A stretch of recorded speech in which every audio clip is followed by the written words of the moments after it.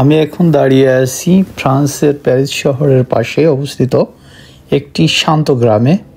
এখানে আপনারা যে বিল্ডিংটা দেখতে পারতেছেন, এটা আমাদের দেশের গ্রাম অঞ্চলগুলো বা জেলা পর্যায়গুলো প্রত্যেকটা অঞ্চলে যেমন একটি প্রশাসনিক ভবন থাকে, এটাও এখানকার একটা প্রশাসনিক ভবন। এর পাশে এই পার্কটা প্রতিদিনের জীবনের আনন্দ দেয়।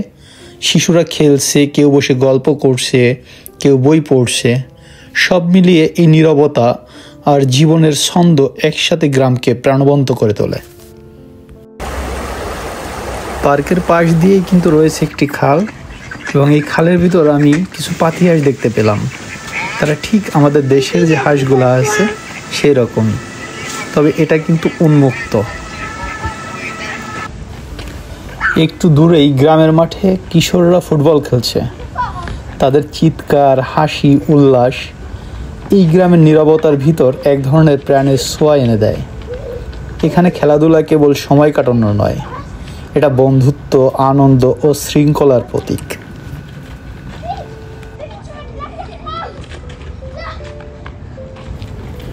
ইউরোপে যারা ছোট থেকে বেড়ে ওঠে, তারা ঠিক ছোটবেলা থেকেই চাকা এবং ফুটবল এই দুইটা জিনিসের উপর একবারে ছোট থেকেই তারা খুবই দক্ষ হয়ে গড়ে ওঠে।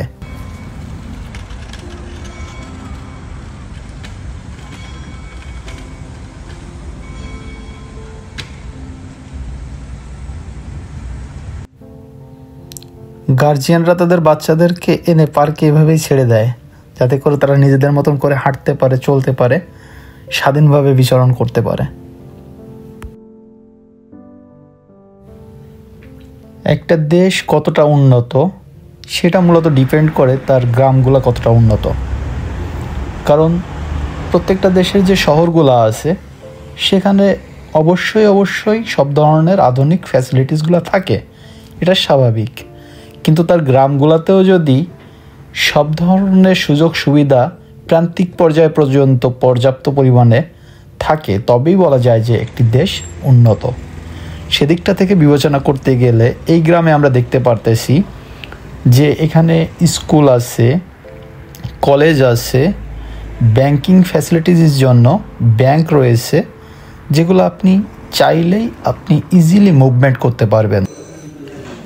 ইউরোপের দেশগুলোতে আমাদের দেশে যেমন বিভিন্ন গ্রামে গঞ্জে বিভিন্ন জায়গায় চায়ের দোকান রয়েছে, ঠিক এখানে চায়ের দোকানের পরিবর্তে ক্যাফে বার রয়েছে। কারণ এখানের মানুষ চায়ের থেকে কফি খাইতে বেশি স্বাচ্ছন্দ্য বোধ করে।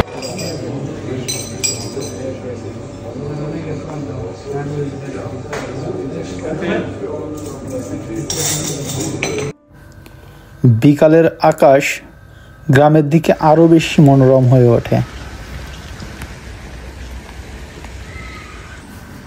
ইউরোপের প্রায় সব দেশগুলোই শীত প্রধান হওয়ার কারণে শীতের সময় দেখা যায় যে এখানে প্রচুর পরিমাণে বরফ পড়ে, যার কারণে এই দেশের যে বাড়িগুলো আছে ম্যাক্সিমাম বাড়িগুলো দোতলা আপনার টালি দিয়ে তৈরি করা, যাতে করে বরফগুলো ওইখানে পড়লে পরবর্তীতে ওটা পানি হয়ে সুন্দর মতন করে পানি হয়ে নিচে পড়ে যাইতে পারে।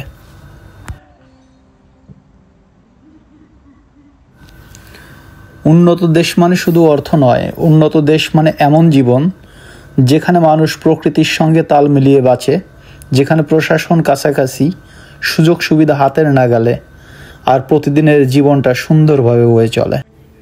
এটাই ফ্রান্সের গ্রামের গল্প। ছোট কিন্তু জীবনের প্রতিটি ছোঁয়া এখানে আছে।